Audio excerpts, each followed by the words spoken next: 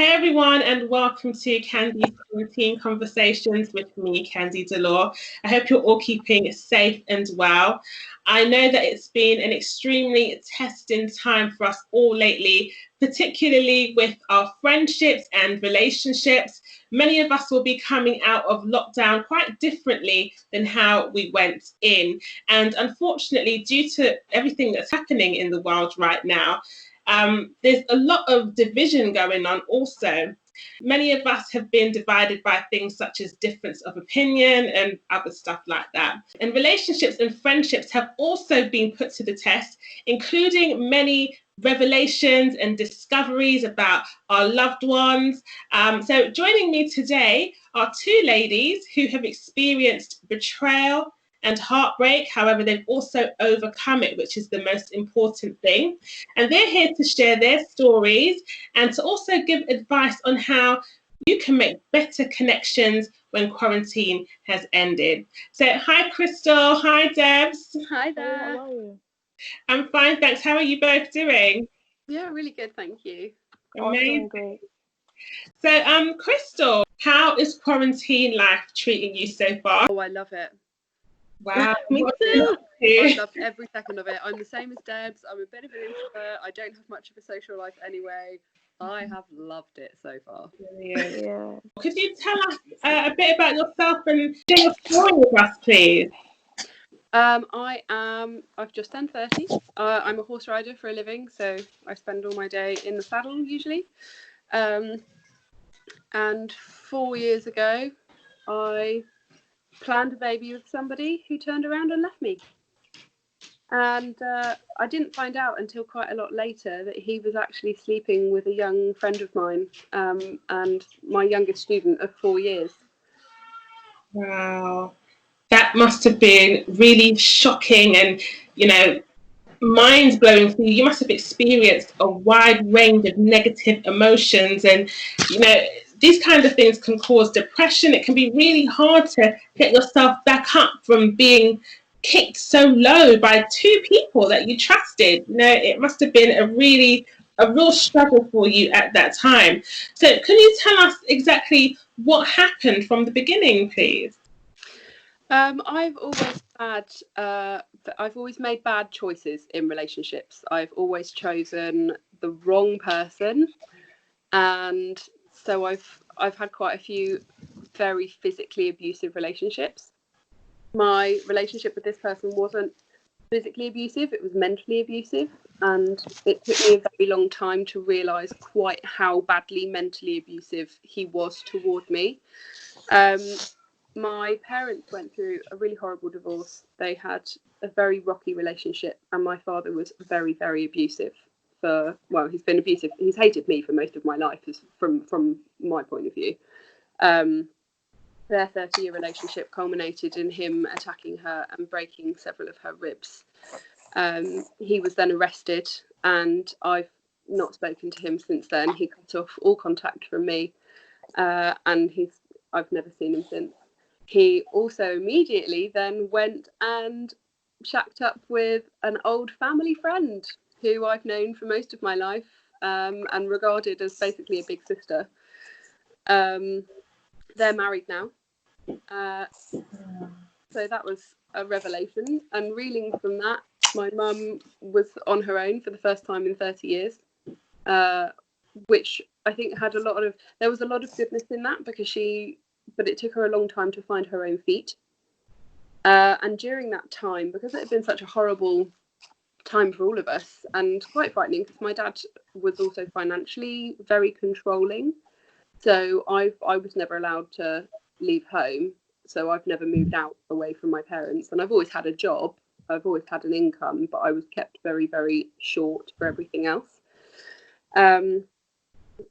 So in walks Mr. Right, who I thought was, I'd come out of a long-term abusive relationship when my dad left my mum, myself. And this guy he seemed so nice. He was charming, he had a good job, and he was very complimentary, very flattering. And looking back on him now, he is a 4 and I'm a 10. he was punching well above his weight with me. Yeah. So You're aware. With a nose like that, mate, we got together, and he was very, very quick to move in with me. So we moved in together really, really fast, which I'd never done before. I'd never lived with a boyfriend before. Possibly the only thing that actually saved me from being hospitalised by a couple of them. And I don't believe in kids before marriage. That's just a personal choice. I'd always kind of gone, no, if you can't commit to the ring and the life, then you don't get to commit to a child. Also, that's a big step. And I'd always wanted to plan my baby and all of that sort of thing. So he gradually broke those barriers down, and he eroded that careful decision-making process that I had armoured myself with. And eventually he convinced me that, yeah, well, we're going to be together forever anyway, so we might as well try for a baby. And I've always been very, very broody. You show me a baby, my ovaries will squeak. I love them, and I've always wanted to be a mum. Ever since I was tiny enough to play with dolls, I've wanted to be a mum. So I was kind of taken by the thought of it. So we started trying for a baby, and we didn't have much luck for, I think we tried for 4 months. And then all of a sudden, one day, he came home very late, and he went, that's it, I'm leaving. I don't want to be with you anymore. I've had enough. And I was like, wow, okay. And I was reeling from it. And it wasn't, because I kind of just went, well, obviously you've been drinking, and that's probably just something you're, I don't know, saying for attention, like a child would do. And I was like, okay, fine then. So he instantly made himself homeless. He moved out, and he was living in his van. I mean, but like, I know it gets cold over there in New York, but it was cold here, and it was November, so just before Christmas, and it was cold to be living in a van. And he was proper playing the sympathy card with everybody we knew. He was spending like all of his time in our local pub, and telling everybody that he was homeless, and he was doing the whole really, it's really sad, Chris and I broke up. And I was like, hang on a second, we didn't break up. We did not break up. You left. Mm-hmm. We did nothing. You did this. Mm-hmm. And I didn't realise I was pregnant for a few weeks. And he was very indecisive with his decision. So he came back the morning after he'd left. He came back and was like, okay, I take it all back. We'll be together forever. And I was like, but you left. And looking back on that now, how abusive to do that to somebody. And stay with them when they're at their lowest ebb. And I was broken. I begged him to stay, and I was pathetic. I couldn't stop crying. I didn't know I was pregnant yet, so I was drinking myself into a coma every single day. I was absolutely smashed every single day. Mm-hmm. And he knew that, and he fed off that. And then I started realising there were a few things he kept on mentioning that he wouldn't have known from me. Things about people I'd been with before him, and relationships I'd had previously. And I just knew something wasn't right. And I said to myself that somebody is passing him information. And it was, whenever he asked me questions, it was an interrogation. It wasn't like a casual, oh, did you used to know so-and-so? It was, where were you on this date? Who did you speak to then? Why were you talking to them? Mm-hmm. How did you get to be there? And it was an interrogation, and it wasn't nice. And during that time, I'd had a friend who was a young rider for me. So she was on the yard with me every day, and she would help me sort out my horses in return for free riding and lessons, and I'd take her to shows and train her for free. I bought her 2 horses of her own, and she was basically my best friend for 4 years, and she was only just 20, I think, at the time. And I started to just think there was something he said to me that I had only said to her, and that wasn't like a, oh, maybe I did tell something. It was no, that she is the only person I have said this thing to. And I sent her a message and said, did you mention anything to Alan about this? No, I did. I don't. I've not spoken to him. And I was like, okay. And I bullied him for a little while, and he wouldn't tell me who was passing him information. And he was like, well, maybe you need to be more careful who you choose as a friend and all that. And I was like, right, okay. So now we're undermining my relationship with the very few friends that I have. I've never been one for huge friendship circles anyway. I do not have a lot of friends. So at that point, even as low as I was, something in me went, it's Sophie. She is telling him, and I don't know why, because I don't know what she's got to gain from it. But something isn't right. And then, Mum and I went to the pub on a Friday night, and some of this girl, who was my friend for 4 years, some of her friends came in. The pub has 2 entrances, a front entrance and a back entrance, and there are 2 sides to the bars that connect. So we normally sit around the back. And this girl's friends have come in, seen me. Oh, hi, how are you doing? Oh, we're so sorry about what happened with Alan. And I was like, yeah, never mind, I'm going to be okay, whatever. And then they went round the front, and I thought, that's weird. Why would they go around the front? And I thought, she must be there. And I bet you she is there with him, because there is no other reason they would sit in another side of the pub of a local that we go to pretty much every single day. And I didn't want to know. I wanted to know, but I didn't want to see it. I wasn't sure I could handle seeing it with my own eyes. So I went outside, and a friend of mine was out there, and I said, look, this is going to sound so pathetic, but can you go around the front and just tell me if Sophie and Alan are sitting together? And he went, yeah, sure, mate, no worries. And he walked around the front of the bar, and he came back and he said, yeah, they're sat in there together. And I don't even know how I felt. I don't know. I was so torn between absolute devastation and burning rage. I went and got in my car, grabbed my mum, got in my car, sped off down the road. And I just looked at the window of the pub as I went past, and I saw them sat together. And something in me, as broken down and pathetic as I was at that moment, something in me went, no, we're not doing it. And I did an illegal U-turn in the middle of the road. I wheel-spanned my car. I screamed back into the car park. I'm a pretty tall person, so I look quite intimidating when I'm angry as well, because I tower over most people. I have very, very long legs.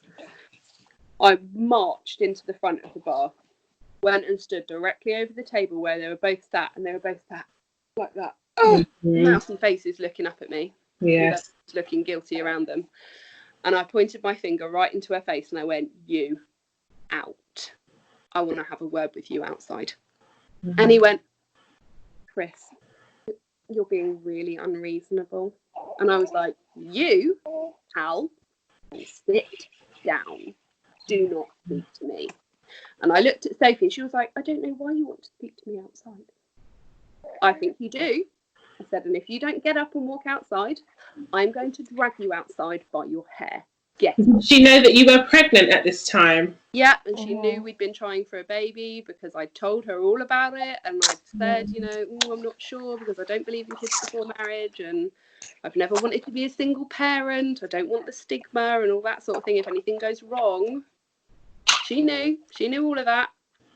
She knew all the trials and tribulations. She knew every single time I took a pregnancy test, when it came back negative, how disappointed I was. Did she still have the 2 horses that you bought her at that moment in time when she was sat at the pub with the father of your child? Yeah, and I was still paying for them. They were at my yard. So at that point, she walked outside and she ran away. And I was just like, what are you doing? And I went after her and said, what the hell do you think? And she was like, I thought you were going to fight me. I was looking at her with my mouth open, and I just went, I'm 25. I don't fight people. What's wrong with you? And she was like, oh, why did you want me to come outside? I was like, so I can scream in your face without everybody watching me. Is that all right? And she was like, well, I just don't know why you're so angry, Chris. I was like, why the hell do you think I'm angry? You're sat in a pub, hiding around the corner, because you knew I'd be upset that you were sat with my ex, who has just left me after trying for a baby for 4 months. You know, she ran away for a reason, because she was guilty. She knew what she was doing was wrong. She ran away because she probably thought you knew more than what you'd let on. But even with all of that, when I looked her in the face and said, "What are you doing with him?" she looked straight into my eyes and lied. Having just been found out, "Oh, he's miserable, he's sad, he's gutted about what he's done to you." I could never see anyone sitting on their own and being sad. Right. Yeah, I'm feeding. I was absolutely livid. And it was at that point. Thank you. I finally got him. He, after a few days of complete silence, tried to come crawling back, and I'd finally found a little bit of backbone, just enough. I was still gutted. I was still emotionally ruined, but I found just enough backbone to go, no. So what's the situation between the two of them now? I know this was 4 years ago. How are things now? As far as I know, they never saw each other again after that. Okay. Oh, wow. Good. That's good. Yeah, that is good. Far as I know. Yeah. I didn't find out that they had actually been sleeping together at that point. What? Until after I had my daughter. Now, that is a friend who is clearly envious of you and your lifestyle. It's very evident, you know, you've bought her 2 horses, you've been there for her. She was probably very jealous of you and wanted your life, and the only thing she could take that was yours was him. But she probably did you a favor in the long run, because anything that's truly yours cannot be taken from you. So he was, you know, not for you. Clearly, he was just, you know, he wasn't strong enough to stay away from her. He should have been very loyal to you and come and told you, whether it be her that was trying to come on to him, or she was not a loyal friend either, because if he was the one who initiated the affair in the first place, she should have come to you. So in the end, you are the blessed one. You now have 2 people that you cannot trust out of your life. What kind of steps did you take to move on? Because it must have been so hard for you being pregnant. Pregnant comes with its own set of emotions, hormones and everything like that. So the added stress of betrayal.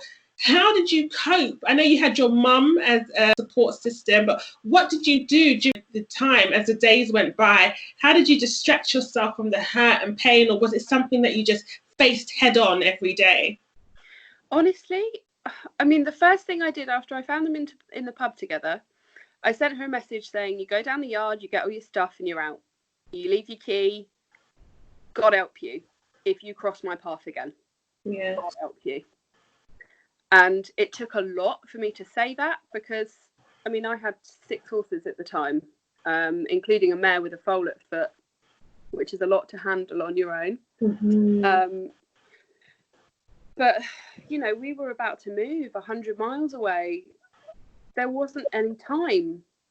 And I mean, it was, I think, honestly, it was my mum that saved me from that, because she needed help. And she did most of it on her own. She moved a 6-box yard with all the rubber mattings and the stables and everything on her own, because I wasn't allowed to do any lifting.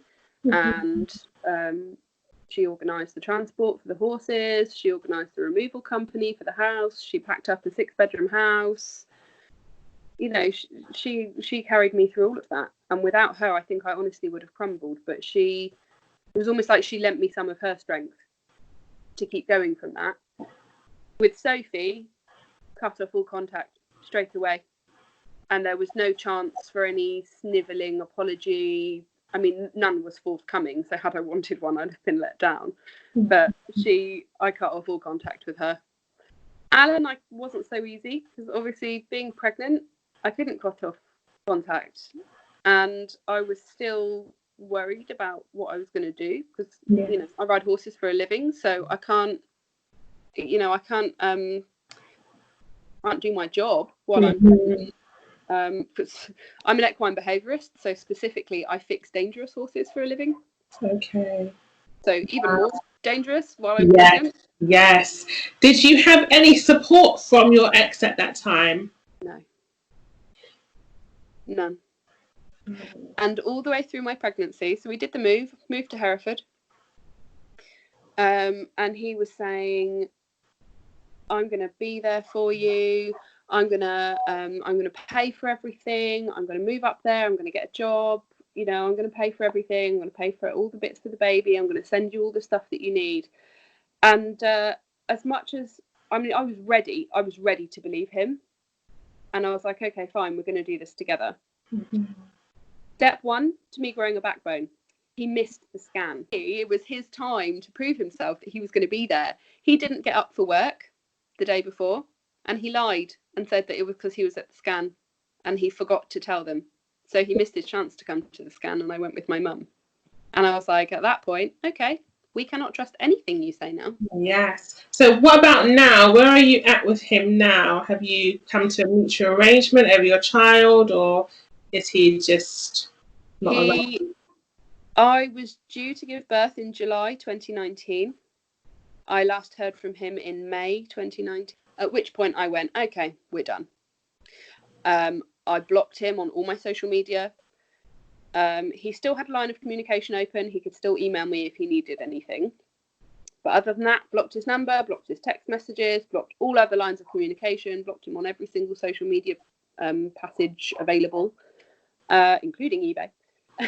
And got on with it. Did you ever receive an apology from your ex-best friend? No, not a word. Not a word. Okay, well, as unbelievable as it seems, it's actually, I think it's a blessing in disguise that you've got these two awful people out of your life.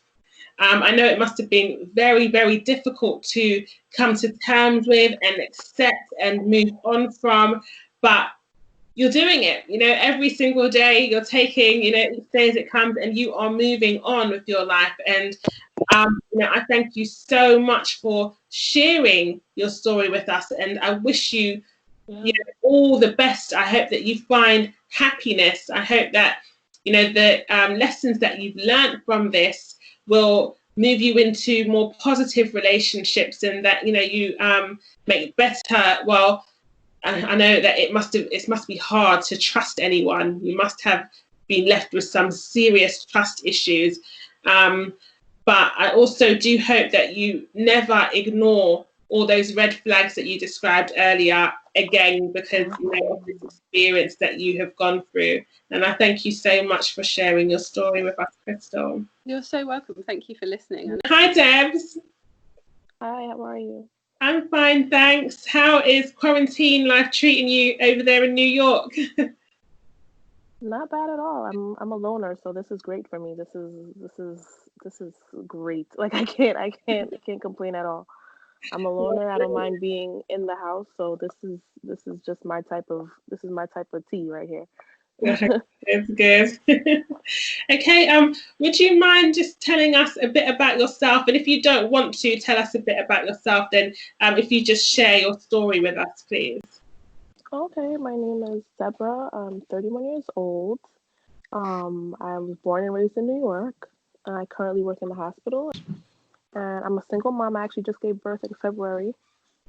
And yeah, that's just pretty much it. I don't really have much friends. People that I do hang out with, it's like mostly family. I opened up to people before in the past, and they have seemed to betray me.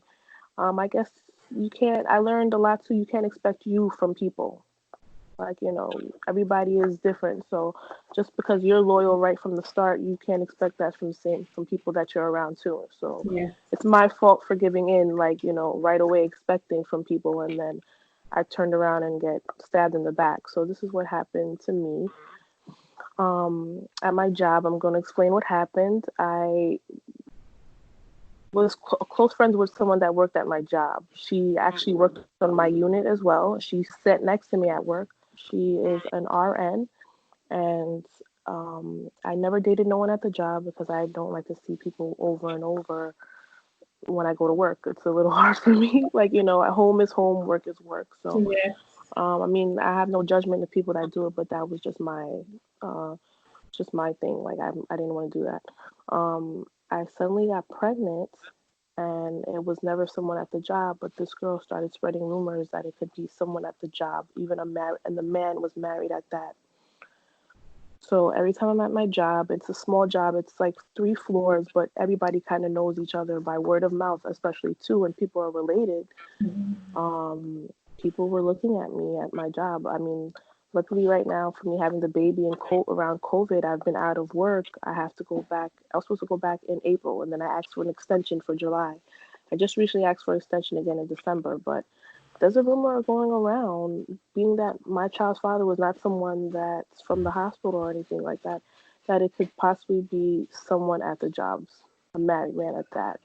So it just makes me uncomfortable. Even though people say who cares what people think and do what you got to do, it's just to have that stigma on you and on your baby, and being that I'm not with the father makes it worse. It sort of looks like I have this secret baby, like, and what really is, the father just abandoned me from, like, that's how I actually got, I met you, Kandy. Like, I went on your page and I started talking when I was feeling hurt of people who got abandoned during their pregnancy. So I have a great family, thank God, and I have good support. But again, the father of my child has never seen my baby. My baby's going on 4 months tomorrow.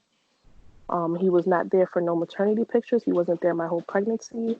So when I go back to work, I'm sure they're gonna ask to see stuff like that, and I'm not gonna have any pictures or anything to show them of a family that they expect to be there. So now it's definitely gonna, stir it up even more, that type of conversation, of, oh, this could definitely be the father, this and that, because where's her father? Who's the father? Where's the father? And my child's father looks exactly like, I mean, my baby looks exactly like my child's father. Like, I have pictures because his family is supportive, but he's not. He has like stepsisters and stepbrothers. They're welcoming. They're telling me to come by, everything, but he is not supportive. He's even telling me, how come my child's so dark skin? Yeah, I can't even believe it. Can't even believe it. It's not even like it's from another race. It's from your own race asking you, why is your child?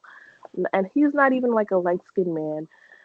He's asking me. My background is Haitian, but even though I'm born here in America, I have my culture. We're from Haiti. He's telling people, don't tell people that his baby's Haitian. So it's just, this guy's a monster, and I could.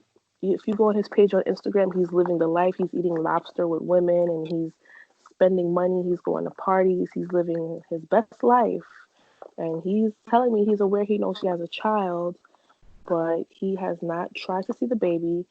He is telling me COVID this, COVID that. He's even made his mom believe something where the mom has never even, even the grandmother. My family's like, the grandmother doesn't even try to contact you about the baby and this and that. So again, all this that's going on my end, when I go back to work, I don't have a family picture to show. I don't ever have, maybe the father will come to the job and drop me off some food or something. So now I'm gonna probably definitely look like this rumor could possibly be true, when I never even hung out with this man outside the job. I never interacted with the man. What happened was, the guy asked me for my phone number, and because I didn't know his history, I gave it. And that's when the rumors went crazy from there. I found out he had a wife, and the wife actually worked at the job. So this is what this man has been doing. They told me, don't feel special. He's always does this, even though the wife works at the job. He tries to speak to other women. Oh my goodness. So this woman at your job who spread those rumors about you, it's got back to your child's father. He's sort of believed it. So it's basically from one rumor, all of it has gone wrong for you.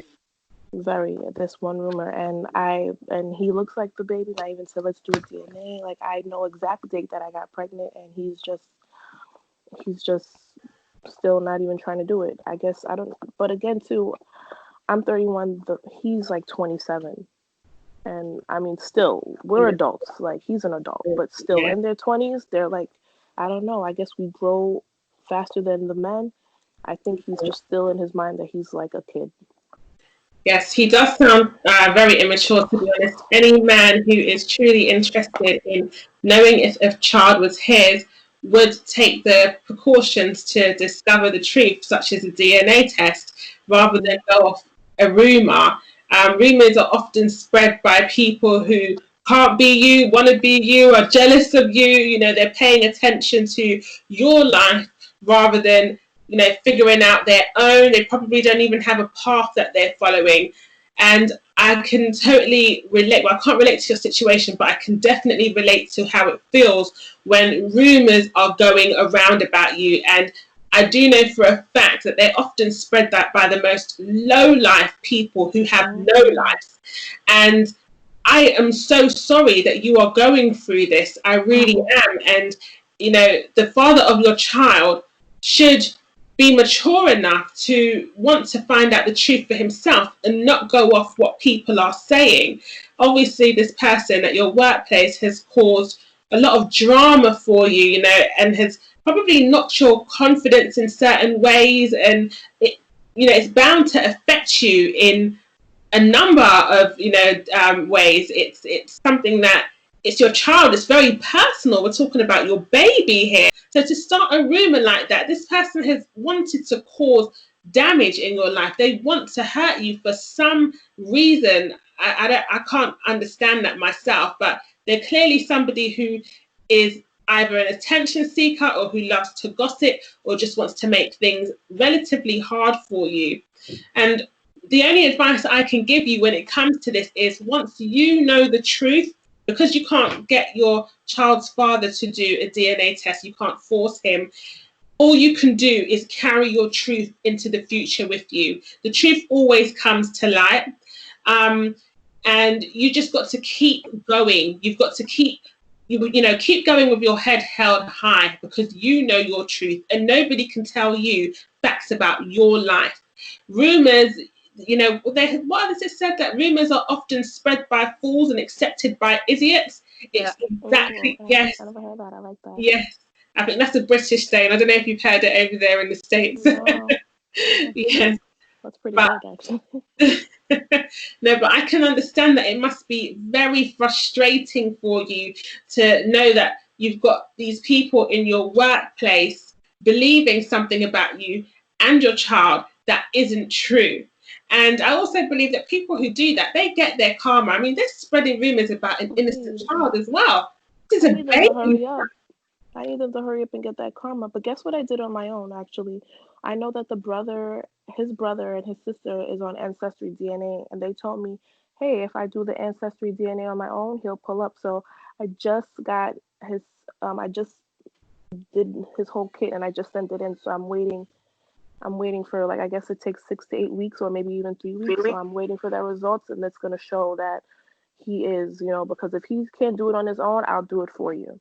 Brilliant. And then and to be honest with you, I've been just blocking him on everything as well, because I'm like, if you tell me not to tell people that my son is a certain culture, or you can't ask for my son this whole time, who's a beautiful young boy who's always smiling, very happy, then you don't have to be in his world either. This is not when you want to be and when you don't want to be. Like, you can't tell me not to tell people this baby's Haitian. Like, that's embarrassing. It's ridiculous. No, I would never leave my son with you. So you don't need to be in my son's life anyway. You don't get to have that reward. So, you know, now you're going to see for yourself that. And I forgot to mention, like, I'm sorry I didn't cut you off to tell you, but he doesn't even know anybody at my job.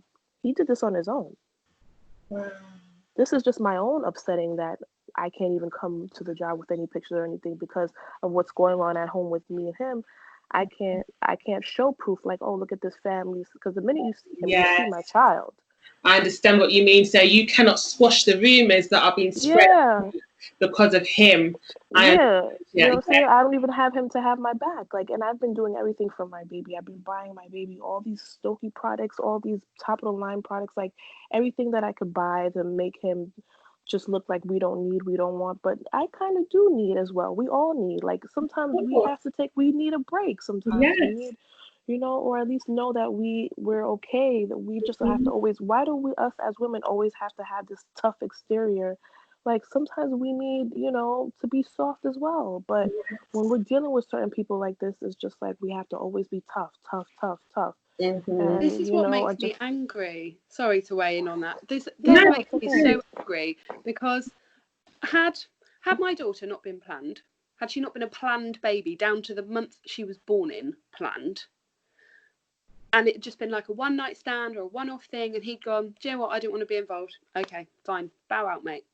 But you planned this baby that I am now taking care of on my own, and you can't even just raise your bar enough to be a normal person that we could co-parent successfully together. Mm-hmm. Because how many single mums do you know that co-parent totally successfully? Because I know loads of them. And they all get to go on holiday. They drop their kids off at their dad's. They have lovely long weekends. They get to go away on holiday. They come back all nice and refreshed. Kid gets a good time with their dad. Mm-hmm. Everybody's a winner. But no, I get nothing because he can't even do the bare minimum for his daughter, who he's never even seen a picture of her. Wow. Oh, you're did strong. Get a tattoo of her date of birth written on him. He got a tattoo of the birth, and he got the date wrong. Wow. You can't make this up. You can't make this up about them. You cannot make this up. Serves him right, if you ask me. But Debz, I totally sympathise with your situation. I can understand, you must be feeling so frustrated under the circumstances and just the surroundings around you. You go to work, you're facing a group of people who think that you've got a child with another member of staff that you don't have this child with. You come home, you're faced with, dealing with your ex, your child's father telling you about your child. So I can understand. It's like, where do you go to get peace? Where do you go to get away from all these things? And I completely understand what you mean about, single mothers always having to be tough, and sometimes we just want to be soft. But unfortunately, these are the things that sometimes it takes to happen to us, to build us up, to give us that strength. And I don't mean just strength to be emotionally strong, but sometimes these things, like, give it a year or even 2 years, you will realize that, okay, this pain made me do this. And had I not done that, then I wouldn't be where I am today. It's just a process. And I know right now you've just had your baby in February, so it's still fresh. Mm-hmm. I'm telling you, you will not be where you are this time next year. You will not feel the same way you feel right now this time next year. And I'm telling you, what goes around comes around. Absolutely. Yes. I hope it does. Oh, it does. Believe me. Sometimes it comes around in ways that we would never expect. Also, Debz, you will look back on this as Kandy said, it's still so raw for you, but you will look back on this, and this is such a warming thought. You don't have to share your baby. Yeah, I'm not. Oh, I'm not. That's to just not happening. And you don't get to do that again. You don't, when do you get this time again? You don't. It's so precious. And you don't, because you're not in a relationship, you don't wake up in the night to breastfeed and look over to see that sleeping lump next to you and go, God, I'd like to punch you in the back of the head. I see people complain about that a lot. I see people complain about that a lot. It is. Oh yeah, it is. It is. I'm free. I can do whatever I want. I don't have to listen to this and that. That's another good part for me too. But it's just so sad because sometimes I was trying to be nice. I would send pictures, and he would just not even make a comment. He would just like it, like, because when you have an iPhone, you could just like the picture like a heart. Yeah. And he would just put a heart.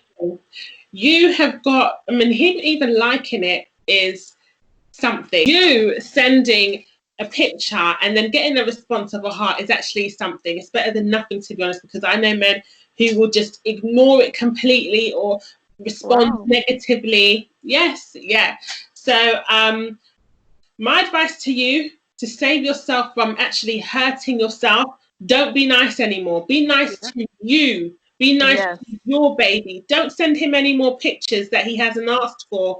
Even if he asks for it, let him do things on his own initiative. Whether that be that he wants to not be involved, then leave him. I know it's really hard, and I know sometimes you think, okay, I just want to be kind and send him a picture, and maybe it might melt his heart, maybe it might bring him around, maybe he will see the resemblance, because ultimately, that's what I know a lot of mums do. We'll send the pictures to the fathers because we want them to see, look, the baby looks like you, you know, look at the choice Yeah, that he made, it reminds me of you. But they don't see it like that, unfortunately. Many of these men who are immature and not ready, you know, their eyes aren't open. They might see the picture, but they're not really seeing it. They're seeing what they want to see.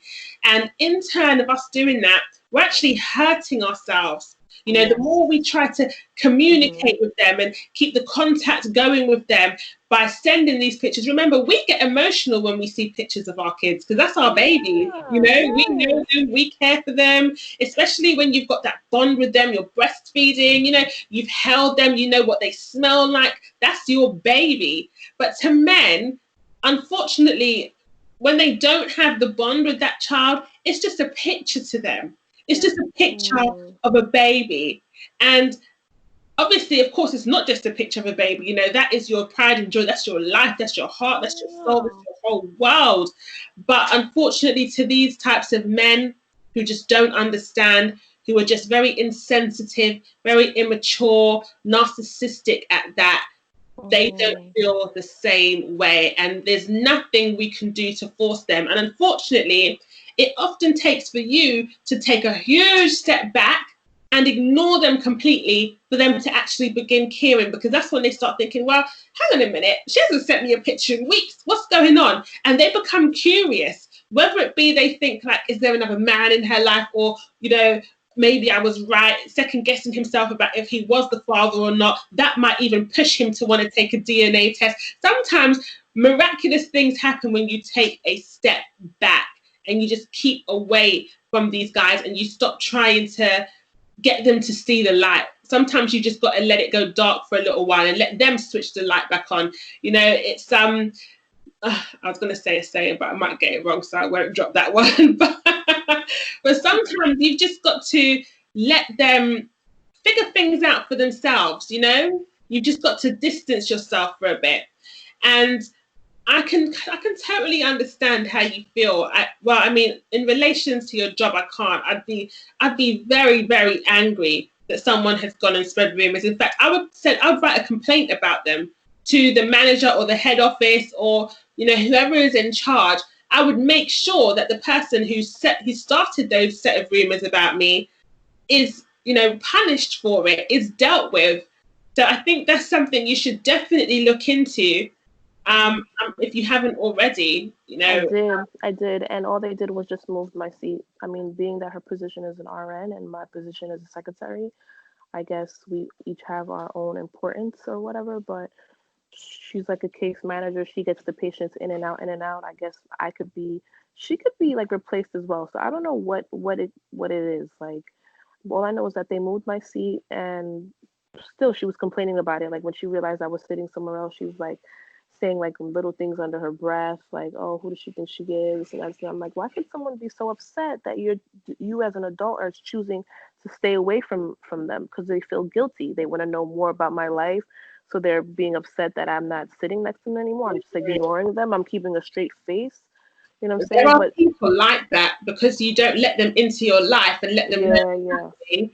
You know, they behave as if you've done something wrong to them, or they just make they try to make your life difficult. But don't give in. Don't feel like you have to share your private life with anybody. And in fact, I think that maybe you should give her a taste of her own medicine, you know, because clearly she's not going to stop. You've been moved seats. She's still muttering things under your breath. It might be time for you to stick up for yourself, stand up for yourself. Don't let her do these things. If she's going to mutter something under her breath, you do it right back. Or if you can take your complaint higher than the person that you went to, keep complaining until she's no longer in another seat, you know, across the room, until she's out of her job. You keep going. Don't let her get away with this, because basically it's bullying in the workplace. It is. You're very right. It's bullying. And I also wanted to mention this too, and this will blow you away. Like, the father has told me, like, recently too, like, I love my son, and I think about him all the time, and I'm like, and he's even contacting me on Mother's Day to say Happy Mother's Day, and I'm like, why do you keep contacting me and then not asking how your son is doing? Like, isn't that like he's trying to like mentally control me a little bit? I think, like, you know, keep me in, but like push me away, but like kind of know that he's like like he's still kind of because once he did that, I started sending a lot of pictures the same day. I was like, but my thing is, I've been ignoring him and staying away, but for some reason he keeps on popping up in my dream. I don't know what the hell that is. Like, it's called hoovering. When he keeps on messaging, when he sends that little message every now and again, it's a really typical narcissistic move called hoovering. He is checking in with you. Don't feed him. Yes, he is checking to see that he's still got access to you. He's checking to see, if you're going to respond to him. You cannot, like Kristelle said, you cannot give in to this man. And don't feed it. For hoovering. If you look it up, you will see that's exactly what he's trying to do to you. Don't feed it. Don't feed into that. Because what he's doing is making you feel bad about yourself. He is making you hurt your own feelings for him. Yeah. And all the time you allow him to live in here rent free, he can do that to you. Debz, you seem like a very lovely, sweet person. And I think when I want to be. No, you do. And I think you really need to get a bit mean. I know, it's true. No, not mean is the wrong word, but you need to protect yourself. I need to put my foot down more. It's just that I'm just trying to protect the baby, and I don't want, any type of. Also, what I found out, which I didn't know really, I heard his background, like his family background, is not really like upstanding people. So I just don't want no type of drama or anything ghetto, like near my. I understand that. My kid, his father, his grandfather got killed like at a local bar area, so it's just like that's what his family's from, his family lifestyle. And I'm like, I work with doctors and nurses and people that go to work. Why the heck would God give me this baby with this monster of a family? The mother, I heard, was hustling the whole life, never went to work. And I'm like, why didn't I do a full background on this guy before I just had this baby or like lay down with this person? Like, put it down to a lesson that you're going to learn. I was going to say that you needed to learn a lesson. Yes, but you can move on. You can find somebody with an amazing background or a much better background than what him and his family have, and just make sure that your baby doesn't have the same background. You are in a great environment. You have a good job. Just continue on the path that you are on, and don't let him or anyone from his family come and block that path. You need to be really strong and not give in to his attempts of hoovering, not give in to, him trying to access your life, because all he's going to do is cause more damage and more hurt. Yeah, I agree. Yeah, he's not going to do anything good but that. It's just going to break you down even more. And you're too lovely to let that happen to you. You have got to protect yourself right now. You have got to protect your baby. Yes, definitely. I agree. I'm planning on moving very soon to PA. This is where I'm in PA right now, which is, it's like just 2 hours from New York, but still I'm trying to have everything restricted. Like no one could look me up to find where I live. Yeah. I don't want my child in that type of life. My brother is a good guy. He works and he's the godfather of my son, and I wouldn't mind my son being raised with my family. That's the best way. That is honestly the best way. Kristelle, you moved as well, didn't you? Yeah. How did you find that after you moved? Were you happier? Were you more settled? Oh God, where I am now, I love it. Oh, good. I'm on 7 acres of my own land. I have no neighbours. It's beautiful. The country here is beautiful. I have found peace and solace in this. Amazing. That's very good. My mum and I decided to invest in this house so that we can buy a bigger place, which is what we're doing now. My house is currently for sale. When we move, we're going to get a bigger place with more land, and I'm going to start running my business from there.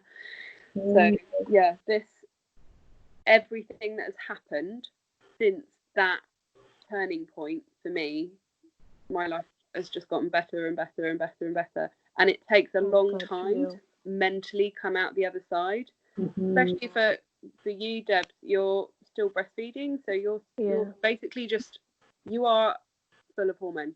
right now. You are full of love and squishy baby love and love drugs and all that sort of thing. You're full of oxytocin, you're full of serotonin, your brain is secreting dopamine, which makes you happy and loving. You will probably look back on how you are with your ex or your baby's father and go, God, what a pushover. As you stop breastfeeding and your brain stops producing all those lovely, loving hormones, you'll be like, wow, I was soft. Yes. Yeah. Debz, I was exactly the same. I was so was I. I love everybody. I'm like, I just want peace. I want peace for everybody. But like, and you do. I'm like, this is not me. Like, why am I like feeling guilty? Like, for that's not me normally, but it's just I keep seeing my son. When you see your son, your new baby, you're like full of love and you want to share, and you're like all the new things that he's doing, you just want to share, and it's like, oh, now you can't get that reward. I'm just starting to, I guess, how he's getting older, I'm starting to like really just get back to myself. Like, no, like, If it's any consolation, Debz, I went through exactly the same thing of sending pictures to my son's dad all the time. I was in the same mind frame as you are. Have you read my book, Abandoned Pregnant? No. I would love to. I definitely have to send you a copy because I have a whole chapter about this, about sending pictures while you are in this frame of mind. I'm going to send it to you. It will definitely help because you're not the only one who does this, and so many women who I speak to, they do the same thing as well, where pictures are concerned. So don't worry, it's not just you. I want you to know that you are not alone in this, and it is not just you. We all, many of us do it. Yeah. Oh, I met some very good people on I went across your Instagram and it was great. It helped me out a lot during the pregnancy, my last couple of months of pregnancy. Okay. I would chat on there, and it was just like my therapy. So it was really good. I'm very happy I went across your Instagram. I could share my story. People would share their story, and it's like, wow, I'm not the only person going through this, or they would give me some advice, or it's like I feel like I met some friends, some non-judgmental friends on that. Well, it's nice to know you're not alone, isn't it? You're not the only person in the world who's exactly. And exactly. we know that it's not us, it's them. Yeah. Because it's so easy for you to actually start blaming yourself during this time as well, when you're full of hormones and very emotional. You can think, well, what's wrong with me? Maybe, it's me, why he doesn't want to be involved. Maybe there's something wrong with me, why I'm the only person who I know who's going through this, when it's not. It's not. Sometimes the only thing that's wrong is that we've made a bad choice in the fathers of our children, but everything else is on them. That's true. See, I'm very lucky as well. I know, Debz, you said that your baby looks like his father. My daughter is like my twin. She is the spitting image of me. There is nothing of her father in her at all. So I'm very, very grateful for that. Yeah. Very lucky. Very lucky. I'm like, when I see him, I'm like, oh my God. I guess it makes me think of the father more. Like when I see the baby, I'm like, yeah, that's got to be really hard. It is, but still, like, I don't let it affect anyway. I just love my baby to death. Like, I just, I don't let it affect anything. I'm still gonna give him the best. I still even try to overcompensate so people won't think that I need anything. I'm just making sure he comes first. Like, being that I don't even want to go back to the job in December because I'm supposed to go back in December. Like, I started opening up. I did my business license, and I just got a certificate from New York State to sell, so I'm just waiting on some vendors, and I'm gonna try to do some online selling, like of some clothes or something, because I don't want to go back in that place. I don't want to go back to that job and then come home all sad, like just from rumors and all this other stuff. And plus, what am I really making when you go to work for someone else? Really, sometimes, and you're a secretary. It's not like I'm at my profession yet because I'm still in college. I should be done soon. So when I'm done with college, I'll probably go back into the workplace. But for now, I want to be home with my baby, trying to sell stuff online and, be with him. This is times that I don't have back. And I don't see leaving him with anybody. My mom, I'm grateful for her, but it's not the same because it's me. I'm breastfeeding him like straight to me. Like I had to even just get up just now because he was crying. Like I had to in the middle of you talking, but it's just like he needs me. So I I love the feeling. It makes me feel so important, and I just want to be there for him. And I feel like I owe it to him for me to take this lemon and make it into lemonade. What these people are doing to me at my job, and it's just forced me to like level up. I always wanted to do my own business anyway, so I'm just starting. So hopefully, I mean, in a year from now, like you guys said, I will not be in the same place. I'll be successful in my business, and I'll probably tell my job like, I'm sorry, I can't come back. You know what? Even with you talking about leaving your job and getting your business license and stuff like that, you never know. This woman could have been what it needed to, push you to take that step. Maybe you're supposed to do this, and she was supposed to do that, even though it's horrible, but maybe she was supposed to do that. Otherwise, you would have never moved. It's like that quote that goes around on Instagram. God said, I had to make you uncomfortable, otherwise you would have never moved. I don't know if you guys have seen that. Oh, I've seen it. And I like it every time I see it. Yes. And in 10 years' time, when she's still being a little bitch in the same position that she's in now, and you're queen of your own empire, exactly. You'd be like, thanks, Karen. Yeah, exactly. Leg up. Yeah, no, Kristelle, you are right. A lot of these people who spread rumors about people and try to make other people's life hell and belittle them, those people actually move on. They help them to move on and get away from that negative environment. And those people, the other people, they stay right there. And they often end up with people just like them. Of course. It's true. Yeah, it's true. It's true. I want to thank you both so much for coming and sharing your stories. I really appreciate it. I'm sure it will help other people who are going through the loss of, any relationship right now, whether it be with a partner or a friend. You're still surviving. You're taking it day by day. Kristelle, you've obviously moved on a lot more than Debz has due to the time frame. But it's good to hear from, both sides. And it's really good to see that even though, Debz, you're still in the midst of things, you're still planning. You're getting your business license. You're still planning to move forward. And that's what's most important. You're not letting these things affect your life and keep you down. So I want to say thank you both so much for joining me today. I really appreciate it.